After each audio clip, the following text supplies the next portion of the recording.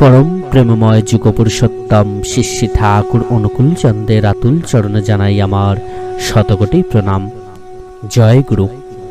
मायेदेर এই পাঁচটি ভুলে সংসারে অলক্ষীর বাস হয়।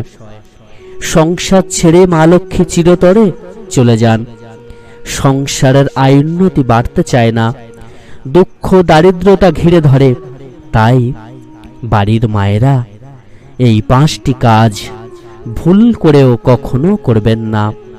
জয়গুরু সকল ইষ্টপ্রাণ দাদা মায়েরা, আমি শুভব্রত মণ্ডল প্রত্যেকের যথাযোগ্য স্থানে আমার প্রণাম ও আনন্দিত জয়গুরু জানাই।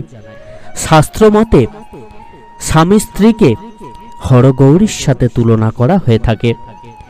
সংসারে স্বামী স্ত্রী একে অপরের পরিপূরক এবং একে অপরের উপর নির্ভরশীল হন।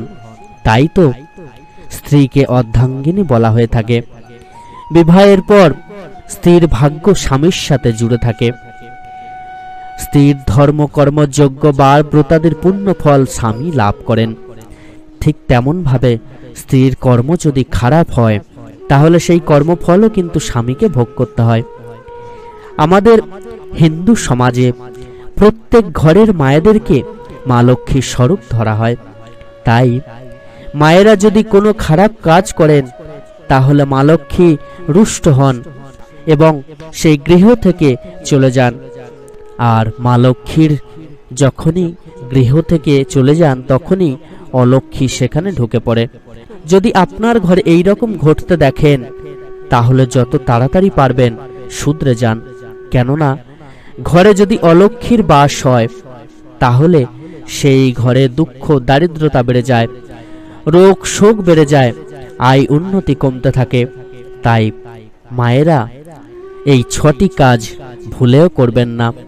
দাদা ও মায়েরা, প্রত্যেকে ভিডিওটি শেষ পর্যন্ত দেখতে থাকুন এবং আমাদের চ্যানেলটিকে সাবস্ক্রাইব করতে ভুলবেন না। সর্বপ্রথম যে কাজটি মায়েরা করবেন না সেটি হলো মায়েরা কখনো ঘরের মুখ্য দুয়ারে বসে আড্ডা মারবেন না, হাসি ঠাট্টা পর আলোচনা করবেন না। আপনারা দেখে থাকবেন অনেক মায়েরা ঘরের মুখ্য দুয়ারে বসে পর আলোচনা হাসি ঠাট্টা করে থাকে, আর এর ফলে গৃহে মা লক্ষ্মী কিন্তু প্রবেশ করতে পারেন না। ঘরের মুখ্য দুয়ার থেকে কিন্তু মা লক্ষ্মী ঘরে প্রবেশ করেন, আর ওই জায়গায় বসে থাকলে মা লক্ষ্মী গৃহ প্রবেশে বাধা পান এবং ওখান থেকে ফিরে যান। তাই মুখ্য দুয়ারে কখনো বসবেন না। মুখ্য দুয়ারটিকে সবসময় পরিষ্কার পরিচ্ছন্ন রাখবেন, তাতে মা লক্ষ্মী প্রসন্ন হয়ে আপনার গৃহে প্রবেশ করবেন। দ্বিতীয়ত, অনেকে আছেন সন্ধ্যাবেলায় ঘুমান। যে বাড়িতে সূর্যদেবের অস্ত যাবার পর মায়েরা ঘুমান সেই বাড়ির আয়োন্নতিও অস্ত যায়, ধীরে ধীরে কমতে থাকে, সংসারে অমঙ্গল দেখা দেয় এবং রোগ ব্যাধি দ্বিগুণ বাড়তে থাকে। যদি আপনি চান যে মা লক্ষ্মী আপনার ঘরে বাস করুন তাহলে সকাল সন্ধ্যায় অতি অবশ্যই নাম ধ্যান প্রার্থনা অবশ্যই করবেন এবং মায়েরা অতি প্রত্যুষে ঘুম থেকে ওঠার চেষ্টা করবেন। সকালবেলা পরমপিতা যে কথাগুলি বলেছেন, নাম ধ্যান ইষ্টভীতি, সময় প্রার্থনা, গুরুজনদের প্রণাম এবং সদ্গ্রন্থাদি পাঠ, এইগুলি কিন্তু অতি অবশ্যই করবেন। সন্ধ্যাবেলায় অতি অবশ্যই সন্ধ্যা প্রদীপ দেখাবেন। বাড়িতে তুলসী গাছ থাকলে সেই তুলসী মঞ্চেও ধূপ ধুনো দেবেন। প্রত্যেক দিন 7 ঘন্টা বাজাবেন এবং যদি বাড়িতে ধূপ ধুনো দেন তাহলে খুব ভালো হয়, কেননা ধূপ ধুনোর সাথে সাথে আপনার যত রোগ ব্যাধি থেকে শুরু করে যত অমঙ্গল সবকিছু কিন্তু দূর হবে। তৃতীয়ত, দুপুরবেলা এবং সন্ধ্যাবেলায় যদি মায়েরা এলো চুলে ঘোরাফেরা করেন বা চুল ছানতে ঘোরাঘুরি করেন তাহলে কিন্তু মা লক্ষ্মী রুষ্ট হন। শাস্ত্রমতে এই চুল এলো চুলে থাকা কিন্তু শাস্ত্রমতে এর ঘোর মানা রয়েছে। তাই মায়েরা এলো চুলে দুপুরবেলা সন্ধ্যাবেলা কখনো থাকবেন না, বা দুপুর সন্ধ্যাবেলায় এলো চুলে চুল ছানতে কখনো ঘোরাঘুরি করবেন না। বিশেষ করে সন্ধ্যাবেলায় কিন্তু কখনো এলো চুলে থাকবেন না, এটা শাস্ত্রে ঘোর মানা রয়েছে। কখনো সন্ধ্যাবেলায় মায়েরা এলো চুলে থাকবেন না, তাহলে কিন্তু আপনার সংসারে অমঙ্গল দেখা দেবে।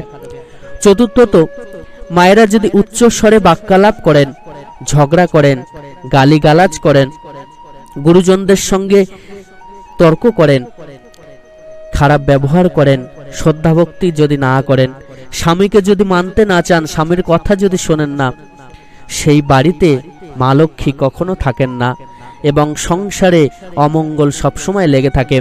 স্বামীর উন্নতি কখনো হবে না, অর্থ কখনো সঞ্চয় করতে পারবে না। যে বাড়িতে সবসময় ঝগড়া অশান্তি লেগে থাকে সেই বাড়িতে অলক্ষ্মীর বাস হয়। পঞ্চমত, মায়েরা কখনো রাতের এঁটো থালা বাসন এবং বাসি কাপড় সকালে ঘুম থেকে উঠে বেশিক্ষণ রেখে দেবেন না। বাসি জিনিস যত বেলা পর্যন্ত থাকবে ততই সংসারে অমঙ্গল নামবে এবং রোগ ব্যাধি বেড়ে যাবে। তাই বাসি জিনিস যত তাড়াতাড়ি পারবেন সকালবেলা সেগুলিকে পরিষ্কার পরিচ্ছন্ন করবেন। এছাড়া রান্নাঘরে কখনো এঁটো থালা বাসন রাখবেন না। রাতের বেলা অনেকে আছেন যারা রাতের বেলা খাওয়া দাওয়া করার পরে এঁটো থালা বাসন রান্নাঘরে রেখে দেন, ওটি কখনো করবেন না, ওই ভুল কখনো করবেন না।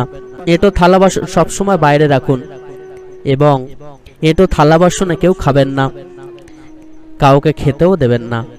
ষষ্ঠত, মায়েরা কখনো স্বামীকে অন্যের বিরুদ্ধে উস্কাবেন না বা তার বিরুদ্ধে কোনো কটু কথা বলবেন না।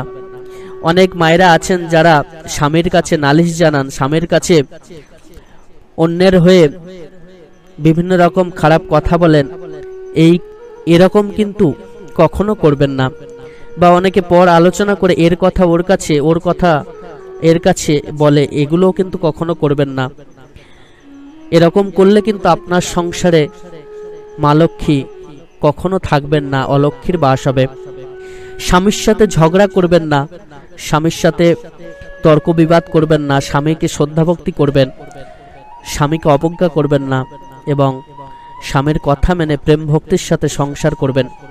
আপনার সংসারে যদি সবসময় ঝগড়া অশান্তি লেগে থাকে, যদি সবসময় স্বামীর সাথে আপনার কথা কাটাকাটি হয়, ঝগড়া অশান্তি লেগে থাকে বা শ্বশুর শাশুড়ির সাথে ঝগড়া অশান্তি লেগেই থাকে, তাহলে কিন্তু সেই সংসারে মঙ্গল কখনো হবে না, অমঙ্গল হবেই হবে এবং মা লক্ষ্মী সেখান থেকে চিরতরে বিদায় নেবেন।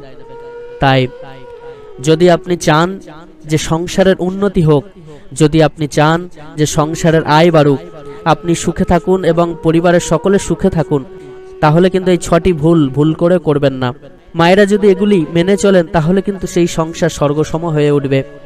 এবং তাই তো পরমপিতা সবসময় মায়েদেরকে সাবধান করলেন, কেননা মায়েরাই যে ঘরের লক্ষ্মী, একমাত্র মায়েরাই পারেন মা লক্ষ্মীকে বেঁধে রাখতে। তাই তো মায়েদেরকে সবকিছু মেনে চলতে হয়। এবং মায়েরা যে ঘরের লক্ষ্মী, ঘরের উন্নতি করতে গেলে, ঘরের আয় বাড়াতে গেলে, দুঃখ দারিদ্রতা কাটাতে গেলে কিন্তু মায়েদের শাস্ত্র মতে মায়েরাই একমাত্র এগুলিকে ঠিক করতে পারবেন।